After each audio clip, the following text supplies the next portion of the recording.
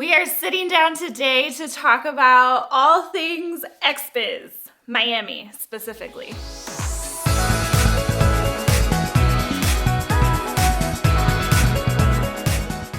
All right, this was my first experience going to XBIZ, and just like the AVNs, I thought I would sit down and give you a little recap of everything that happened and how the whole thing went. If you're interested in going to XBIZ in the future, or if you just want to hear all the gossip, hopefully you have fun with this video. I went to XBIZ this year to represent Real Me. I had so much fun. I'm gonna compare it to AVNs because that's the only other expo that I've been to that I really have anything to compare it to.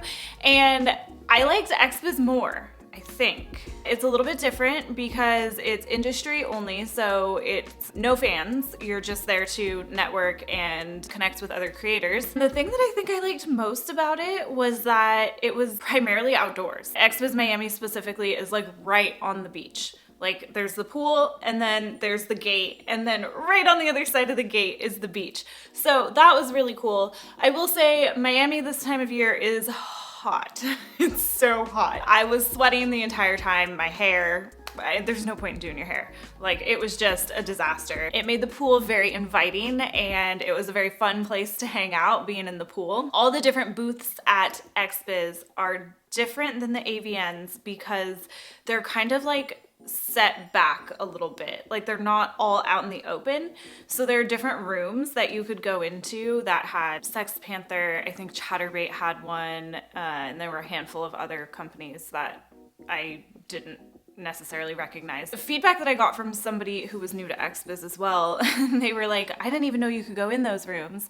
So all of those rooms were open for anybody to go in and learn more about the company, or if you're already a part of the platform, go get some merch and hang out and network, but I guess it wasn't really clear. They also had cabanas by the pool. Those were similar to the rooms that were kind of like offset away, just without air conditioning.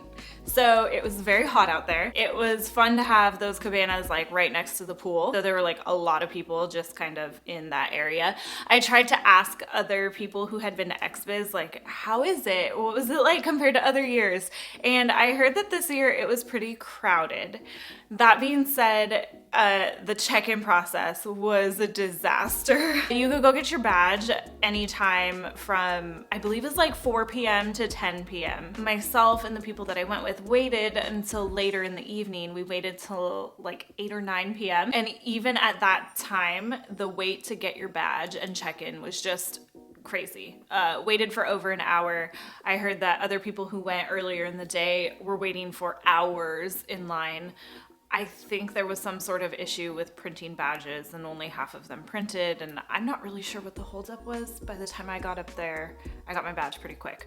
So that was kind of a mess. It seemed like maybe they had more people there this year than they really could handle. I attended the white party. There's like different parties every night, like pool parties, and the white party was at a club. Not all of these events are held at the hotel that XBIZ is at. There's events that are happening at different clubs in various places around the area in Miami. So just kind of be aware of that if you're planning on going to them. The very first night, somebody was like, oh, the white party's not even at the hotel. And I was like, what? But it was just a walking distance away. So it's not too bad. The hotel itself is beautiful. I had never heard of the Sagamore or been to the Sagamore. It was a very pretty hotel. It seemed like it was kind of small. Again, maybe because there were just so many people. There were also rooms that were for people giving talks about different topics.